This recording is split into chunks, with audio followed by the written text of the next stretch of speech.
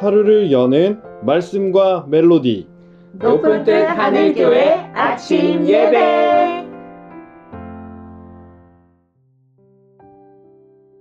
8월의 마지막 주가 시작되는 8월 25일 월요일에 인사드립니다. 오늘 함께 보실 말씀은 에스겔서 22장 1절부터 16절의 말씀입니다. 먼저 말씀을 듣습니다.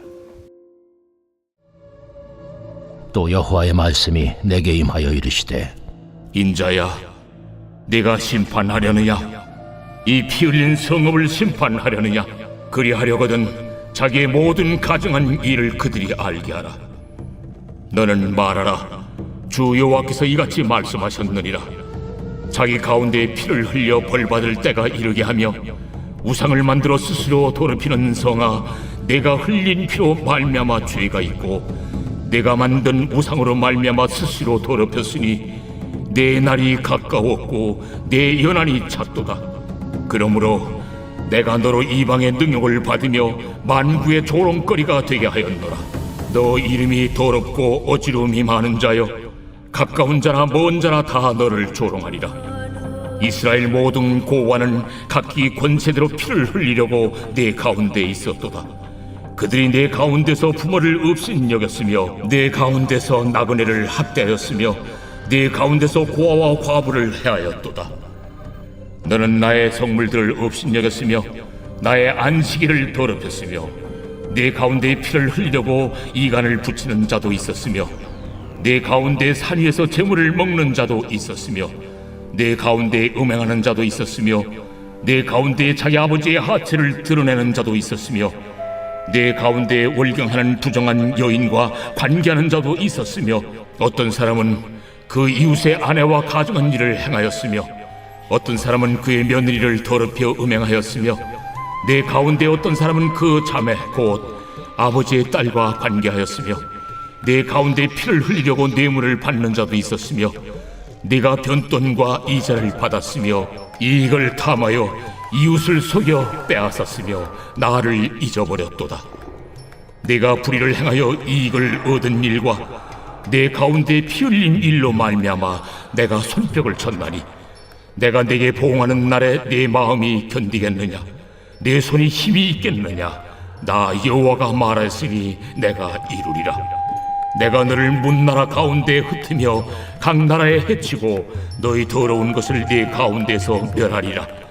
네가 자신 때문에 나라들의 목전에서 수치를 당하리니 내가 여호와인 줄 알리라 하셨다 하라. 22장은 예루살렘을 향한 하나님의 심판의 메시지가 담긴 조금은 무거운 본문이라 할 수 있습니다. 이 본문에서 우리가 중요하게 보아야 할 것은 이 심판이 예루살렘의 범죄로 인한 것이라는 사실입니다. 하나님께서는 예루살렘을 피 흘린 성읍이라고 부르셨습니다. 조금의 해석이 필요한 본문인데 공동번역 개정판은 죄 없는 피를 흘리는 이 성의 주민이라고 번역했습니다. 죄 없는 사람들의 피를 흘리게 했다라고 하는 의미를 담은 그런 명칭이라 할 수 있겠습니다. 또한 하나님께서는 예루살렘의 모든 가증한 일들을 알게 하라라고 말씀하시면서 예루살렘의 온갖 죄악들을 열거하셨습니다. 부모를 멸시하고 이방인들을 학대하고 고아 과부를 압제하며 성물을 멸시하고 안식일을 더럽히고 피 흘리고 우상을 섬기고 성적으로 타락하고 뇌물을 받고 이익을 위해서 살인하고 율법을 무시하고 선지자들은 거짓을 말했습니다. 거룩한 성이라고 불렸던 예루살렘은 이 같은 죄들로 말미암아 더 이상 거룩한 곳이라 부를 수 없는 그런 죄악된 곳이 되었습니다. 이 모든 것들이 예루살렘에 내려지는 하나님의 진노, 즉 심판의 정당성을 대변합니다. 지금까지 오랫동안 참아오셨지만 더 이상 참을 수 없는, 미룰 수 없는 한계점에 이르렀다 할 수 있습니다. 죄를 깨닫고 그래서 멈추고 돌이켰다면 이 심판을 피할 수 있었겠지만 그렇게 하지 않고 계속 죄를 품고 있는 한 심판을 피할 수 없다라고 하는 사실을 우리는 기억해야만 합니다. 그리고 이 본문에서 우리가 생각해 보아야 할 것은 앞서 나열된 온갖 죄악들은 예루살렘이라고 하는 성이 행한 것이 아니라 그 속에 속한 한 사람 한 사람의 사람들에 의해서 행해진 죄라는 사실입니다. 때로 우리는 공동체적인 죄와 자신의 죄를 분리하려 합니다.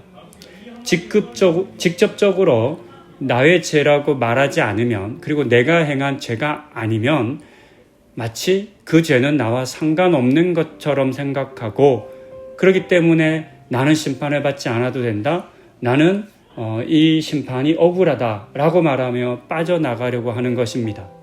하지만 그렇지 않고 또 그렇게 해서는 안 됩니다. 최근 음주운전으로 인한 사고가 참 많이 일어납니다. 그래서 음주운전으로 인한 사고로 말미암아 많은 사람들이 목숨을 잃고 있습니다. 정말 안타까운 일이겠습니다. 이런 일들이 다시 일어나지 않도록 우리는 참 주의하고 조심해야 합니다. 모든 사람들이 음주운전은 죄라는 것을 사실 잘 알고 있습니다.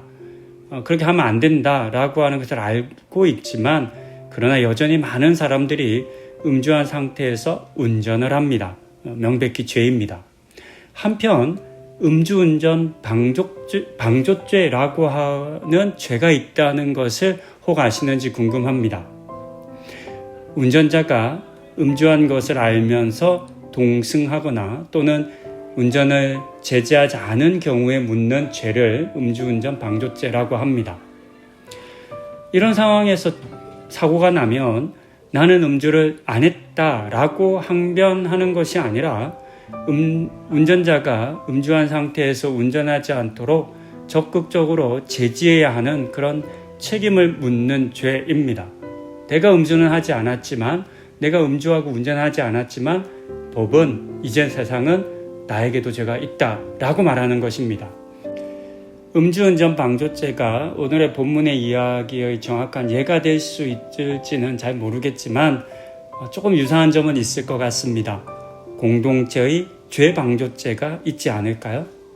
나는 아니야 라고 말하는 것이 아니라 내가 속한 공동체 속에서 행하지는 수많은 죄들을 아파하고 부끄러워하고, 그래서 못하도록 제지하고, 그도 안 되면 음주운전자의 차를 타지 않고 또 즉각 신고하는 것과 같은 행위를 우리는 해야만 합니다.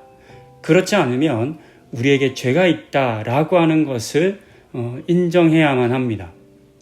이처럼 공동체의 죄가 곧 나의 죄이고 우리의 죄라는 것을 인정하고 하나님의 심판에 이르기 전에 속히 죄를 깨닫고 돌이키는 우리가 되어야 하겠습니다.